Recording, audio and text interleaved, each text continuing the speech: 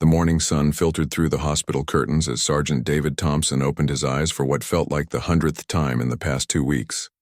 The sterile smell of the medical center still made his stomach turn. But today was different.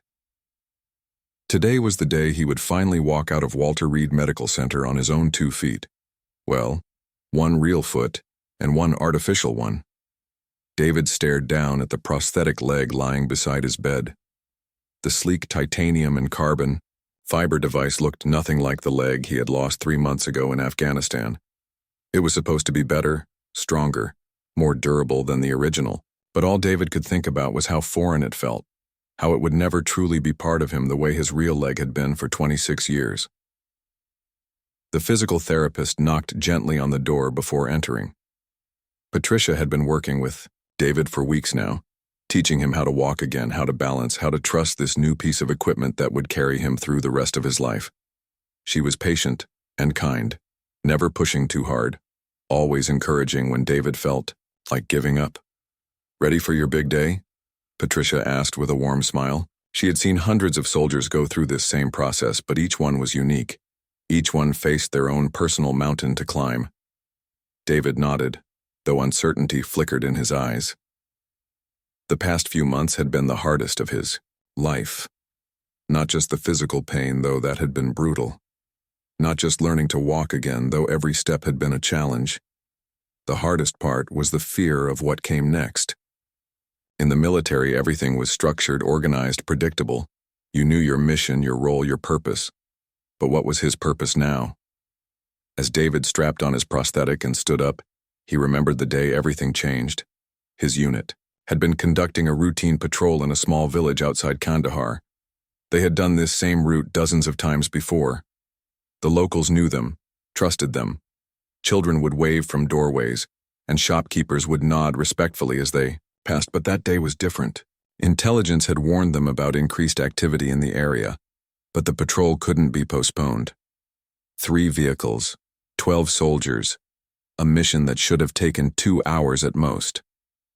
David was riding in the lead vehicle when the explosion happened.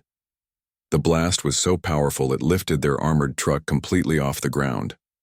David remembered the sound more than anything else, not just the explosion, but the terrible silence that followed. His ears were ringing, dust and smoke filled the air, and he couldn't feel his legs. When the medics reached him, David was conscious but trapped under twisted metal. His right leg was crushed beyond repair, but somehow he remained calm. Maybe it was shock. Maybe it was his training, but all he could think about were his fellow soldiers. 3 of them were wounded worse than he was, and the enemy was still out there. Despite his injuries, David helped coordinate the evacuation. He stayed conscious, giving orders, calling out positions, making sure everyone got out alive. It wasn't until they were all safely loaded into the medical helicopter that David finally allowed himself to lose consciousness. The doctors at the field hospital did everything they could, but his leg couldn't be saved. When David woke up 2 days later in Germany, the first thing he asked about wasn't his leg. It was his men. All of them had survived. 3 were seriously wounded, but would recover. The relief he felt in that moment was greater than any pain from his own injuries. Now, 3 months later, David was taking his first real steps toward a new life. Patricia walked beside him as they made their way down the hospital corridor. Other patients and staff members smiled and nodded as they passed. Some of the other wounded soldiers called out encouragement. This was a place where everyone understood what it meant to rebuild yourself from the ground up. The prosthetic felt awkward at first, like wearing someone else's shoe. But with each step, David found his rhythm. His body began to remember how to balance, how to trust this new leg to carry him forward. By the time they reached the hospital's main entrance, he was walking with only a slight limp. Outside, David's older brother Jake was waiting with the car. Jake had driven down from their hometown in Virginia, taking time off from his construction job to help David transition back to civilian life. The 2 brothers hadn't always been close growing up, but David's injury had brought them together in ways neither had expected. "Look at you walking around like nothing happened," Jake said with a grin, though David could see the emotion in his brother's eyes. Jake had been terrified when he got the call about David's injury. For days, he didn't know if his little brother would even survive, let alone walk again. The drive home was quiet at first. David watched the familiar landscape pass by, the rolling hills of Virginia, the small towns he had grown up around, the forests where he and Jake used to hunt as kids. Everything looked the same, but David felt completely different. He was coming home as a different person than the one who had left 2 years ago. Jake broke the silence. Mom's been cooking for 3 days straight. I think she's made enough food to feed half the neighborhood. Their mother had always expressed love through cooking, and David's homecoming was no exception. She had been beside herself with worry since the accident, calling the hospital every day, sending care packages filled with homemade cookies and letters from friends back home. As they pulled into the driveway of their childhood home, David saw the yellow ribbon magnets on Jake's truck, the small American flag in their mother's garden, the welcome home banner hanging from the front porch. The neighborhood kids had drawn pictures and taped them to the fence. It was overwhelming in the best possible way. Their mother, Helen, came running out before the car had even stopped. She wrapped David in a hug that lasted for several minutes, tears streaming down her face. She had aged in the months since David's injury, worry lines etching themselves around her eyes. But her smile was as bright as ever. "My brave boy," she whispered, holding him tight. "My brave, brave boy." That first week at home was an adjustment for everyone. David had to relearn simple things: how to navigate stairs, how to shower safely, how to get comfortable sleeping in his old bed. But the hardest part wasn't physical, it was psychological.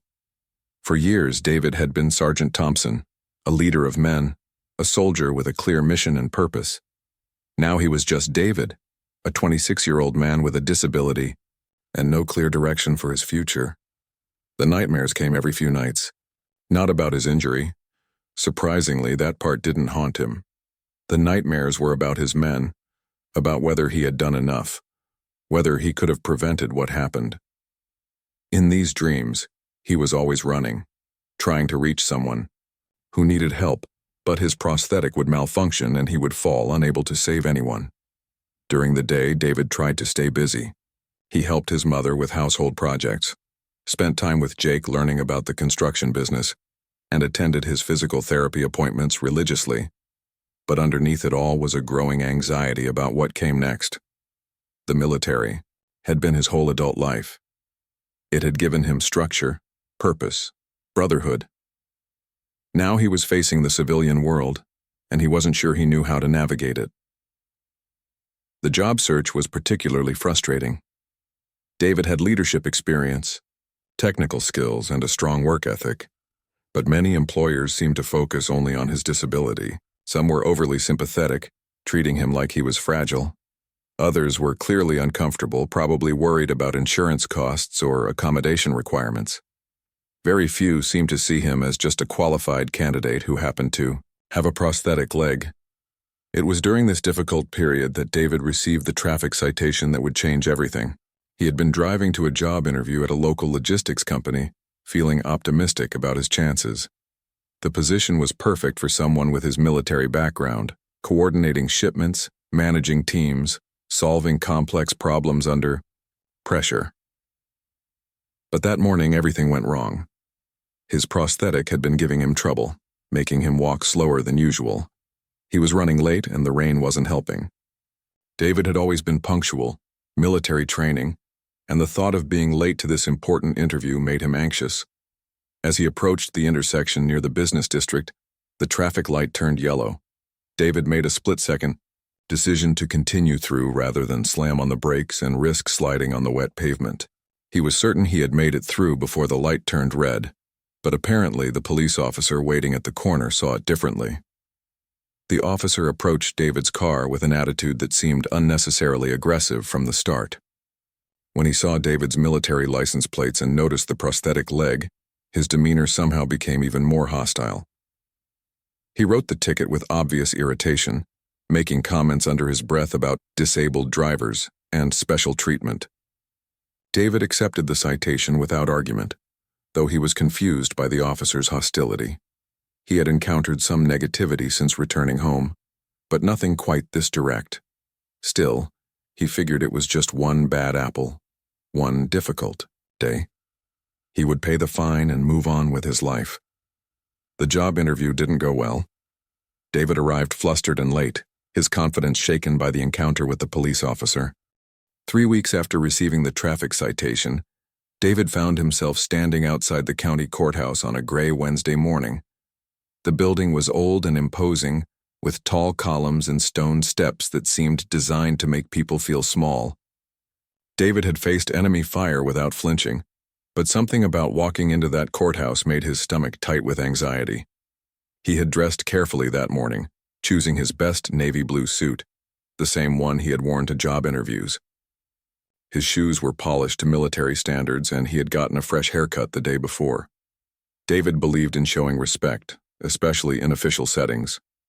His mother had always taught him that how you present yourself matters, and his military training had reinforced that lesson.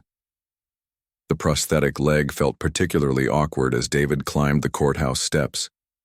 He had been wearing it for months now, but stairs still required concentration. Each step had to be deliberate, calculated. A few people passed him on their way up, some glancing curiously at his slight limp, others politely looking away. Inside the courthouse, the security checkpoint reminded David of military installations, except the guards here seemed bored rather than alert.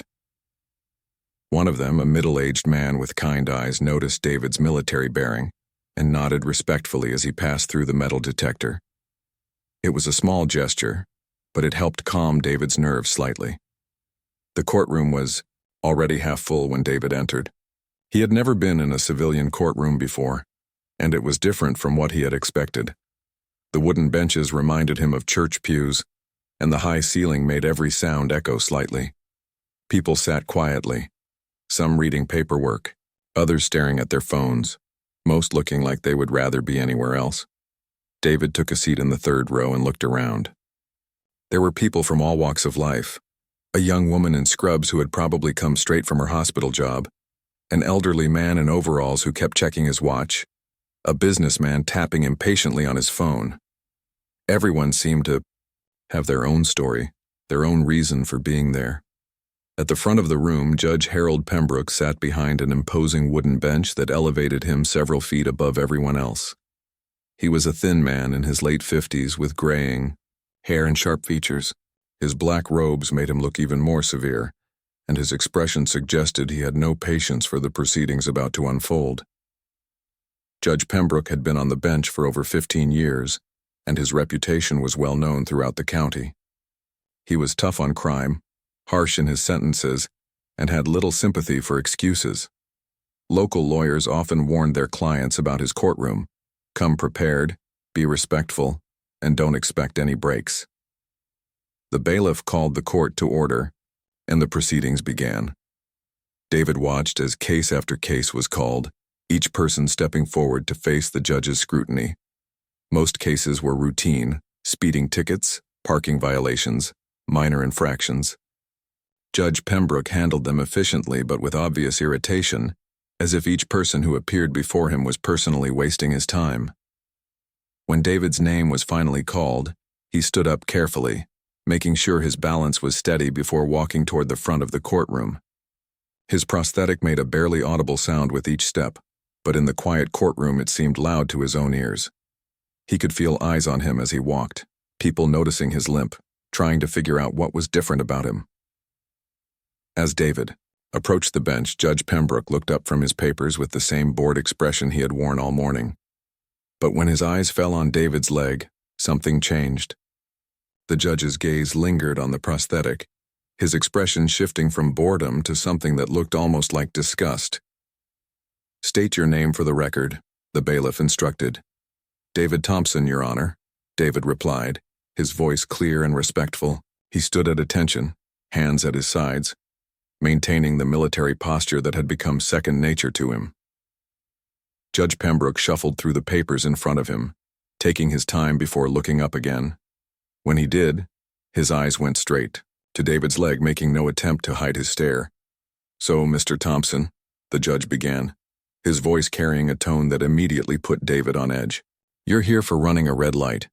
Says here you were speeding through an intersection on Oak Street 3 weeks ago. Your Honor, I believe there may be some confusion, David began politely. I wasn't speeding, and I'm certain I made it through the intersection before the light turned red. The road was wet, and I felt it was safer to continue through rather than brake suddenly. Judge Pembroke's expression hardened. He leaned back in his chair, studying David with obvious disdain. The courtroom had grown completely quiet, sensing that something unusual was happening. Oh, I see, the judge said, his voice dripping with sarcasm. So you're telling me that a crippled veteran thinks he can drive safely? Maybe you should stick to collecting disability checks instead of endangering real taxpayers on the road. The words hit David like a physical blow. Around him, the courtroom fell into stunned silence. A few people gasped audibly, shocked by the judge's cruelty. David felt his face burn with humiliation, but his military training kicked in. He remained standing at attention, his expression controlled, though inside he was reeling. Judge Pembroke wasn't finished. He seemed to be enjoying the power he held over David, the ability to humiliate him in front of a room full of strangers. I've seen your type before, he continued, his voice getting louder. Thinking the world owes you something because you couldn't finish your tour of duty in one piece. Each word was carefully chosen to inflict maximum damage. David could feel the judge's words cutting into him, attacking not just his character, but his service, his sacrifice, everything he had given for his country. The judge was suggesting that David was somehow at fault for his injury, that he was weak, that he was looking for special treatment. Your Honor, David began, trying to keep his voice steady. I'm not asking for special treatment. I simply believe there was a misunderstanding about the traffic violation. A misunderstanding? Judge Pembroke laughed, but there was no humor in it. The only misunderstanding here is your belief that being disabled gives you the right to break traffic laws. Tell me, how exactly does someone with one leg properly operate a vehicle? Can you even reach the pedals? The courtroom was becoming increasingly uncomfortable. People were shifting in their seats, some looking angry, others just embarrassed to be witnessing such a display. The court reporter's fingers had stopped moving over her keyboard, and even the bailiff looked uncomfortable. David took a deep breath, drawing on every ounce of self-control he possessed. Your Honor, I have been cleared to drive by both military and civilian medical authorities. My prosthetic does not impair my ability to operate a vehicle safely. Cleared by authorities? Judge Pembroke mocked. I suppose they hand out driver's licenses to anyone these days. What's next, blind people flying airplanes? The comparison was so absurd and offensive that several people in the gallery made sounds of disapproval. An elderly woman in the front row shook her head in disgust, and a young man near the back stood up as if to leave, apparently unable to watch anymore. Judge Pembroke seemed to feed off the discomfort in the room. He continued his verbal assault, suggesting that David was trying to use his military service as an excuse for reckless driving. I suppose you think that uniform you probably never earned gives you special privileges on our roads? That accusation was too much. David had earned every ribbon, every commendation, every scar on his body through blood, sweat, and sacrifice. But even faced with such a direct attack on his honor, he maintained his composure. His jaw tightened slightly, but he said nothing. What's the matter? Judge Pembroke taunted. Cat got your tongue? Or maybe you're realizing that your sob story doesn't work on everyone. The judge's behavior was becoming increasingly erratic. It was clear to everyone in the courtroom that this had gone far beyond a simple traffic violation hearing. This had become a personal attack, a public humiliation designed to break David's spirit. David could feel the eyes of everyone in the courtroom on him. Some looked at him with sympathy, others with anger at what they were witnessing.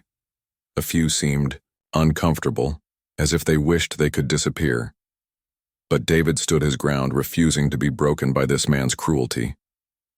Furthermore, Judge Pembroke continued, I'm not convinced someone in your condition should be driving at all. Maybe it's time to consider whether your license should be suspended pending a proper evaluation. This threat sent a chill through David. His driver's license represented freedom, independence, the ability to look for work and live his life. Without it, he would be trapped, dependent on others for the most basic activities. As Judge Pembroke prepared to continue his humiliation, something shifted in the courtroom. An elderly man in the back row slowly began to stand up. He moved deliberately, with purpose, and his presence immediately commanded attention. David couldn't see him clearly from where he stood, but he could sense that something was about to change. The man was wearing a simple suit, but there was something about the way he carried himself that spoke of authority, of experience, of someone who had seen real battles and real courage. The elderly man who had stood up in the back of the courtroom walked forward with slow, deliberate steps. Every eye in the room followed his movement as he made his way down the center aisle. There was something commanding about his presence, something that demanded respect without him having to ask for it. As he got closer, David could see him more clearly. The man appeared to be in his 70s, with silver hair and weathered hands that spoke of a lifetime of hard work and experience. But it was his bearing that caught David's attention. The straight shoulders, the measured pace, the way he held his head high. This was a man who had worn a uniform, David was certain of it. Judge Pembroke watched the man's approach with growing unease. The confident smirk he had worn while humiliating David was fading fast, replaced by something that looked almost like concern. The judge seemed to recognize something about this stranger that the rest of the courtroom couldn't yet see. "Your Honor," the elderly man said again, his voice carrying the kind of authority that comes from years of leading others through difficult situations. "With all due respect, I believe you've made a grave error in your assessment of this young man." The courtroom was completely silent now. Even the court reporter had stopped typing, her fingers frozen above the keys as she watched this unexpected drama unfold. The bailiff shifted uncomfortably, unsure whether to intervene or let the situation play out. Judge Pembroke tried to regain control of his courtroom. "Sir, you are out of order. Please return to your seat immediately or I'll have you removed for contempt of court." But the elderly man didn't stop walking.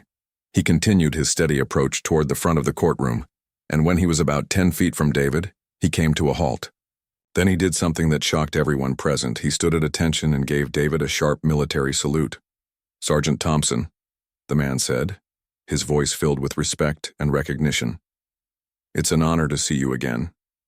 David's eyes widened in surprise. He stared at the man's face, trying to place him, but the memory wouldn't come. There was something familiar about him, something that tugged at the edges of David's consciousness, but he couldn't quite connect the dots. The elderly man seemed to understand David's confusion. "Colonel James Mitchell, retired," he said, introducing himself to both David and the courtroom. "I served 3 tours in Vietnam and 2 in Iraq before they finally convinced me to hang up my uniform." As soon as he said his name, something clicked in David's mind. Not a visual memory, but something else, a voice calling out orders, someone coordinating rescue efforts, a figure moving through smoke and chaos. The memory was hazy, fragmented by trauma and time, but it was there. Colonel Mitchell turned to face Judge Pembroke, and when he did, David could see what the judge had noticed earlier. The colonel's chest was decorated with service ribbons and medals, rows of them representing decades of distinguished military service. A silver star, multiple bronze stars, Purple Hearts, campaign ribbons from conflicts spanning 4 decades. "Your Honor," Colonel Mitchell continued, his voice growing stronger. "This young man you've been insulting and humiliating is one of the finest soldiers I've ever had the privilege to serve alongside. He lost his leg saving the lives of his entire unit when their convoy hit an improvised explosive device in Afghanistan." The colonel's words hung in the air like a challenge. Judge Pembroke's face had gone pale, but he wasn't ready to back down, completely. "Colonel, I appreciate your service, but this is my courtroom and you've just spent the last 10 minutes publicly degrading a war hero," Colonel Mitchell interrupted, his tone sharp enough to cut glass. A man who threw himself into harm's way to save others, who carried wounded soldiers to safety while his own leg was shattered beyond repair. David felt his breath catch. The memories were coming back now, clearer than they had been in months.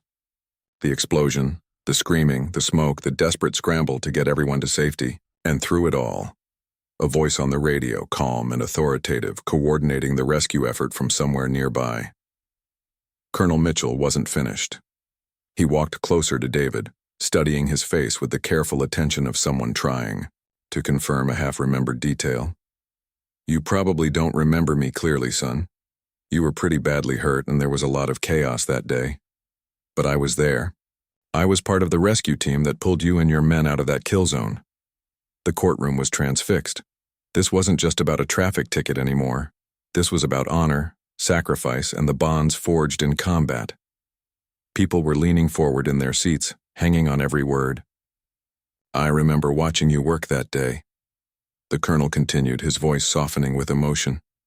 "Even with your leg destroyed, even bleeding and in shock, you refused evacuation until every one of your men was accounted for. You kept calling. Out positions, directing fire, making sure the wounded got priority on the helicopters." David's eyes were beginning to fill with tears, but he fought them back. The memories were flooding back now, not just of the explosion, but of the aftermath. The confusion, the pain, the desperate need to make sure his soldiers were safe. It had been the longest hour of his life. Judge Pembroke was shifting uncomfortably in his chair. The confident authority he had displayed earlier was crumbling as he began to realize the magnitude of his mistake.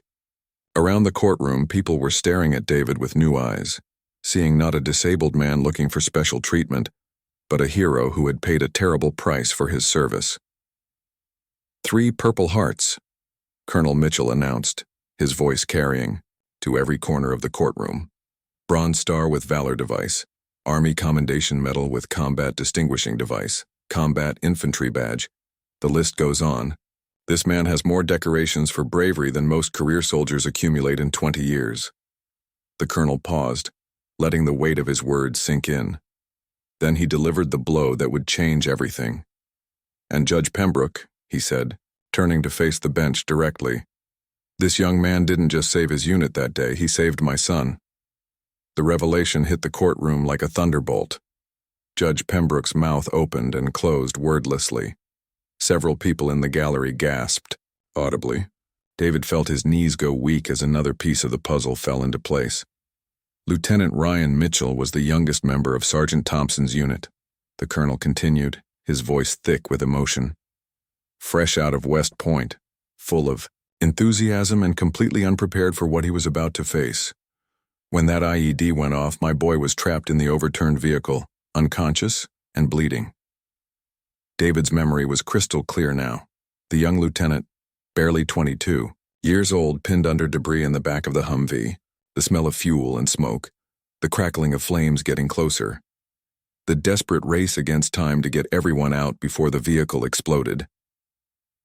Sergeant Thompson crawled back into that burning vehicle 3 times, Colonel Mitchell said, his voice breaking slightly.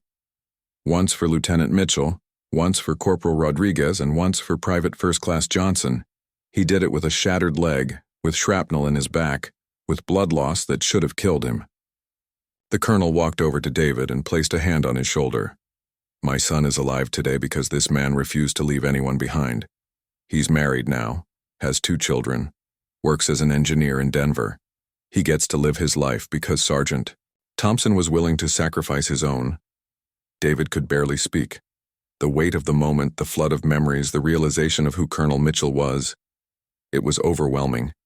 He had saved the colonel's son, but he had never known the why. Family connection. In the chaos of war and the long months of recovery, that personal detail had been lost. Judge Pembroke was visibly shaking now, the full impact of his behavior finally hitting him. He had publicly humiliated a war hero, a man who had risked everything to save others. The courtroom was watching his reaction, waiting to see how he would respond to this revelation. "Furthermore," Colonel Mitchell continued, turning back to address the judge, "I've spent the last 20 minutes listening to you question this man's fitness to drive, suggest he's looking for special treatment, and imply that he somehow brought his injuries on himself through cowardice or incompetence." The colonel's voice was rising now, decades of military authority coming to the surface. "Let me be clear, Your Honor.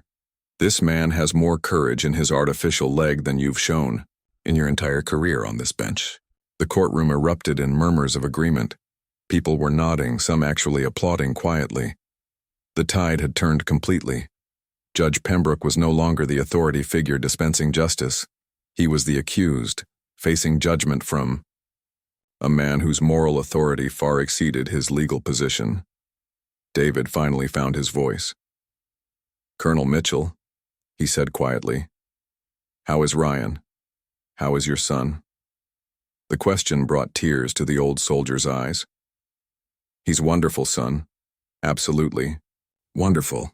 And not a day goes by that he doesn't think about what you did for him. What you did for all of them." Judge Pembroke tried one last time to assert control. "This is all very touching," he said, his voice lacking any of its earlier confidence. "But we're here about a traffic violation, not war stories." Colonel Mitchell turned to face the judge one final time, and when he spoke, what nobody in the courtroom knew was that Colonel Mitchell had spent the previous evening making phone calls. Word about the hearing had spread through the tight-knit veterans community faster than anyone could have imagined. By 9 o'clock, that morning, something remarkable was happening in the courthouse parking lot. Cars and trucks were arriving one by one, their occupants moving slowly but purposefully toward the courthouse entrance.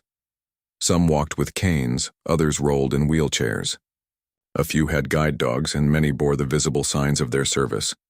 Missing limbs, burned scars, the careful movements of those who had learned to live with invisible wounds. They came quietly, without fanfare or organization. Word had simply passed from one veteran to another. A brother needed support, and they would be there. No questions asked, no speeches required. Just the simple understanding that when one of their own was under attack, they stood together. Inside the courtroom, as Colonel Mitchell finished his powerful testimony about David's heroism, the doors at the back began to open. One by one, these silent supporters filed in and took seats in the gallery. At first, Judge Pembroke didn't notice. He was too focused on trying to regain control of a situation that had spiraled far beyond his expectations. But as more and more people entered, the change in atmosphere became impossible to ignore. These weren't curious bystanders or people waiting for their own cases to be called. These were men and women who moved with purpose, who chose their seats carefully, who sat with the kind of discipline that comes from years of military service. David began to notice them as he stood facing the judge's bench. Out of the corner of his eye, he could see familiar faces, not people he knew personally, but faces that reflected his own experience. A woman in her 40s with one arm wearing a Veterans Administration ID badge. An older man in a wheelchair, his hat adorned with military pins. A young soldier, probably recently discharged, still adjusting to civilian clothes. Judge Pembroke finally became aware of what was happening when he looked up from his papers to address Colonel Mitchell again. The gallery that had been half empty when the session began was now packed with people, all sitting in respectful silence, all watching the proceedings with intense attention. The judge's face went pale as he began to understand what he was seeing. These weren't random courtroom observers. The military bearing, the disciplined posture, the visible signs of service and sacrifice. This was a gathering of veterans, and they were here for David. In the third row sat Robert Chen, a Navy veteran, who had lost both legs to a roadside bomb in Iraq. He had driven 2 hours that morning when he heard about David's situation. Beside him was Patricia Williams, a former Army medic who still walked with a limp from injuries sustained during a rocket attack on her field hospital. She had taken the day off from her job at the VA hospital to be there. Near the back, Tom Bradley sat quietly in his wheelchair. The former Marine had been paralyzed from the waist down during his second tour in Afghanistan, but he had built a successful construction business and employed several other disabled veterans. When Colonel Mitchell called him the night before, Tom didn't hesitate to cancel his morning meetings. The veteran community had its own network, its own way of communicating urgent needs. By midnight, the word had spread through VFW posts, American, Legion halls, VA hospitals, and veteran support groups across 3 counties. The message was simple. A decorated war hero was being humiliated in court, and he needed support. Judge Pembroke tried to continue with the proceedings, but his voice had lost all of its earlier authority. As I was saying, he began weakly, this court must maintain order and— Your Honor, Colonel Mitchell interrupted. I think you should know that every person in this courtroom today understands the true meaning of service and sacrifice. They've come here not to disrupt your proceedings, but to witness justice being served. The colonel gestured toward the gallery, and for the first time Judge Pembroke really looked at the people who had gathered. What he saw shook him to his core, row after row of men and women who bore the marks of their service. Veterans from Vietnam, Iraq, Afghanistan, and conflicts spanning decades.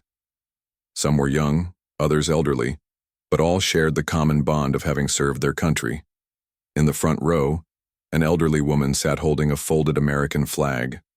Her name was Dorothy Martinez, and the flag had covered her son's coffin when he was killed in action in Iraq 10 years earlier. She had heard about David's situation through her grief counseling group at the VA, and something about a judge attacking a wounded veteran had awakened a fierce protective instinct in her. Behind her sat 3 men who had served together in Vietnam. They were in their 70s now, but they still met for coffee every Tuesday morning at the local diner. When one of them heard about the hearing, they decided to attend together, just as they had faced everything else for the past 50 years. The presence of so many veterans was having a profound effect on everyone in the courtroom. The court reporter, whose own father had served in Korea, found herself wiping away tears. The bailiff, a former Air Force security policeman, stood a little straighter as he recognized kindred spirits in the gallery. Judge Pembroke was beginning to realize that his treatment of David hadn't just offended one man or even one family. He had insulted an entire community of people who had sacrificed for their country and who looked out for one another with fierce loyalty. Colonel Mitchell wasn't finished. He reached into his jacket pocket and pulled out a manila folder that he had prepared the night before. Your Honor, since you seem to question Sergeant Thompson's qualifications and character, perhaps you'd like to review his official service record. The colonel approached the bench and handed the folder to Judge Pembroke. This is a copy of Sergeant Thompson's DD-214, his discharge papers, and his medical records related to his combat injuries. You'll also find letters of commendation from his commanding officers and sworn statements from the soldiers whose lives he saved. Judge Pembroke opened the folder with trembling hands. The first document was David's DD-214, the official record of his military service. The list of awards and decorations took up most of the page. Below that were medical reports detailing the extent of his injuries and the months of rehabilitation he had endured. But it was the letters that hit the hardest. Handwritten notes from soldiers thanking David for saving their lives. Official. Commendations describing his actions under fire. A letter from the commanding general of his division, recommending David for a medal upgrade based on newly discovered details about his heroism. As Judge Pembroke read, his hands began to shake. Visibly, the courtroom remained silent, watching as the reality of David's service and sacrifice became undeniable. The man he had been humiliating for the past 20 minutes wasn't some fraud looking for special treatment. He was a genuine American hero. In the gallery, Maria Santos sat with her teenage son. She was a Gold Star mother whose husband had been killed in Afghanistan, and she had brought her boy to witness what she hoped would be a lesson in standing up for what's right. Beside her, 3 young veterans from the local college sat together, studying criminal justice and hoping to become police officers themselves someday. The diversity of the group was remarkable. Old and young, male and female, representing every branch of the military and every recent conflict. But they were united by something deeper than their service. They were united by the understanding that David's fight was their fight, that an attack on one veteran was an attack on all of them. Judge Pembroke finished reading the folder and set it down on his bench. When he looked up, his eyes met David's for the first time since the hearing began. Instead of the contempt he had shown earlier, there was something that looked almost like fear. Sergeant Thompson, the judge said quietly, his voice barely audible, above the courtroom's ventilation system. I had no idea. David stood perfectly still, maintaining his military bearing despite the emotional turmoil of the past hour. Your Honor, I never asked you to know about my service. I only asked to be treated with the same respect you would show any citizen appearing before your court. The simple dignity of David's response seemed to hit Judge Pembroke like a physical blow. Around the courtroom, heads nodded in agreement. This wasn't about special treatment or hero worship. This was about basic human decency. Colonel Mitchell stepped forward again. "Your Honor, I've served my country for over 30 years, and I've seen courage in many forms, but I've rarely seen the kind of quiet strength that Sergeant Thompson has displayed here today.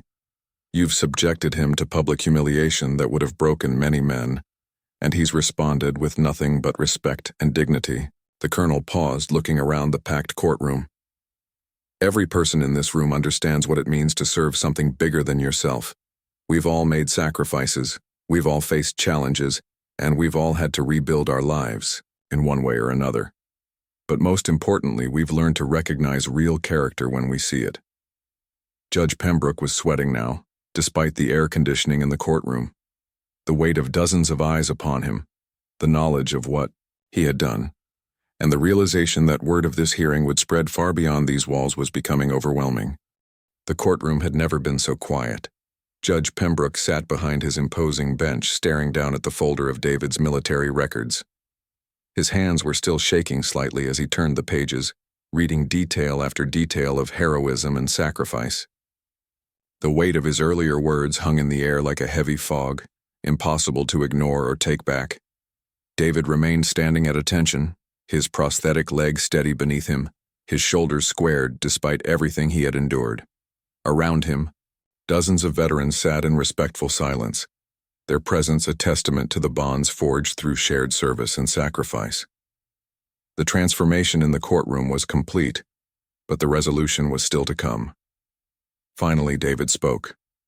His voice was calm and measured, carrying the kind of quiet strength that comes from facing real adversity and emerging with dignity and tact. "Your Honor," David began, his words cutting through the tension like a blade, "I didn't lose my leg for recognition or special treatment. I lost it serving this country and protecting the freedoms that allow you to sit on that bench today."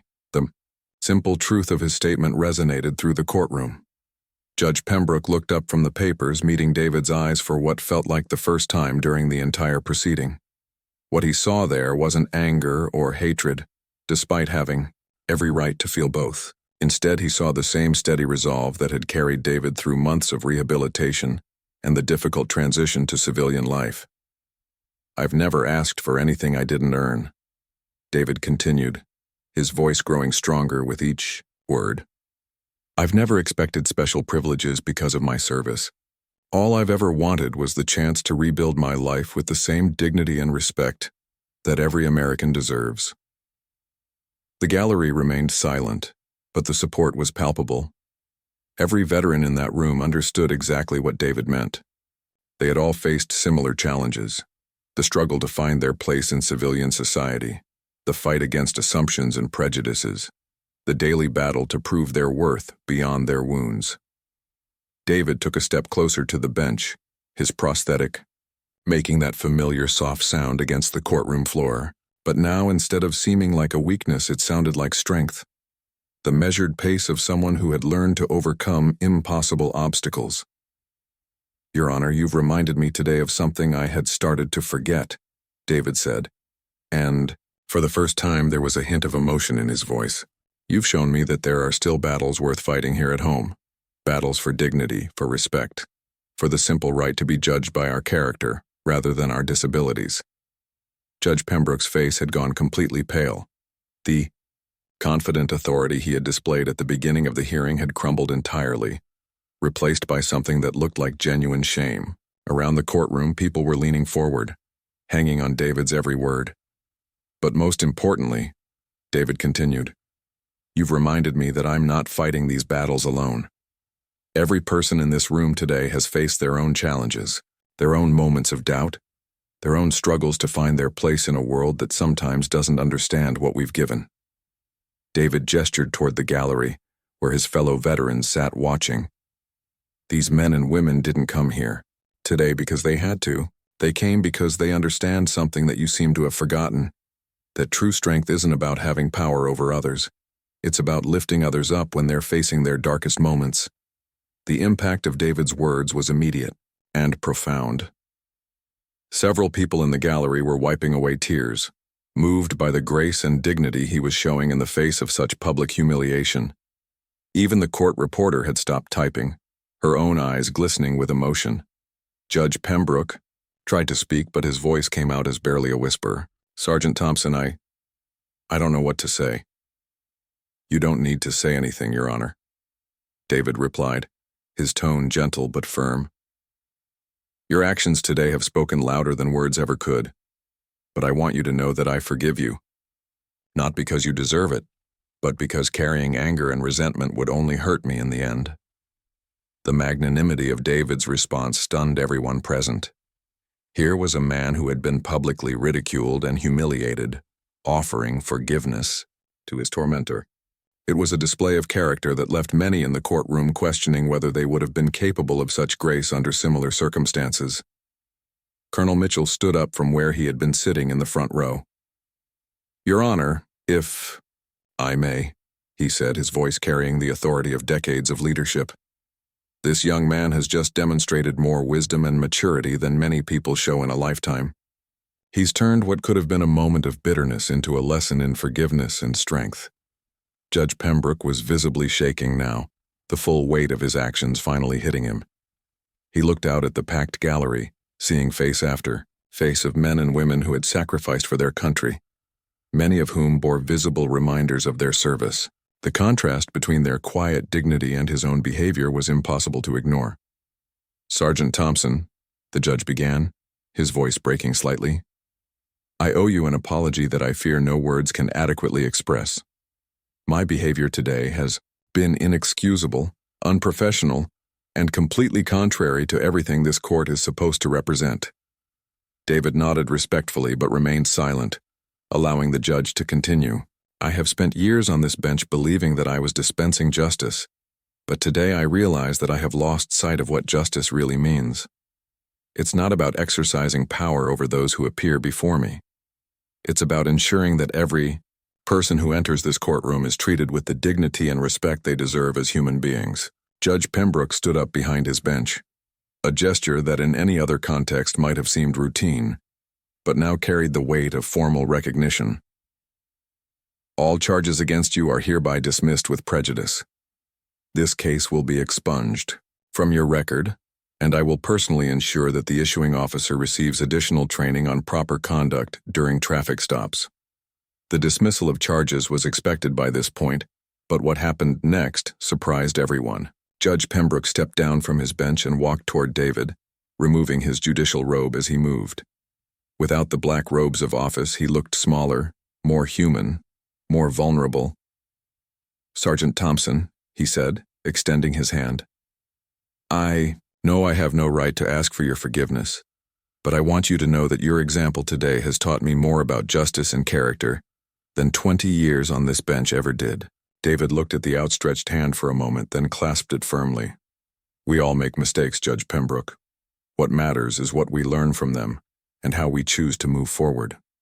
The handshake between the two men marked a turning point that no one in the courtroom would ever forget. It was a moment of genuine human connection, of redemption and grace, of the possibility for growth and change even in the most unlikely circumstances. As word of what happened in the courtroom spread, the story took on a life of its own.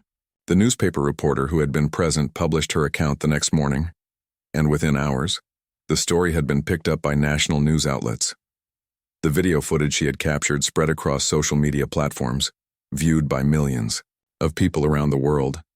But the real impact wasn't in the headlines or the viral videos. It was in the individual lives that were touched by David's example. Veterans who had been struggling with their own challenges found new strength in his story. Young people learned valuable lessons about dignity and forgiveness. Judges and law enforcement officers across the country used the incident as a teaching moment about respect and professional conduct. Judge Pembroke announced his resignation the following week, citing the need for personal reflection and growth. In his resignation letter, he wrote about the profound impact that David's example had on his understanding of justice and human dignity. He spent the remainder of his career working with veteran advocacy groups, trying to make amends for his past behavior. David's story became a beacon of hope for many who faced discrimination and prejudice. He received job offers from companies across the country, but he chose to stay in his hometown, working with local veteran organizations to help other wounded warriors navigate the challenges of civilian life. The courthouse where it all happened now displays a plaque near the entrance, dedicated to all veterans who have served their country with honor. It serves as a reminder that true justice requires not just the application of law, but the recognition of human dignity in all its forms. Years later, when people asked David about that day in court, he would always emphasize the same point. It wasn't about his individual triumph over adversity. It was about the power of community, the importance of standing up for what's right, and the possibility of redemption, even in the darkest moments.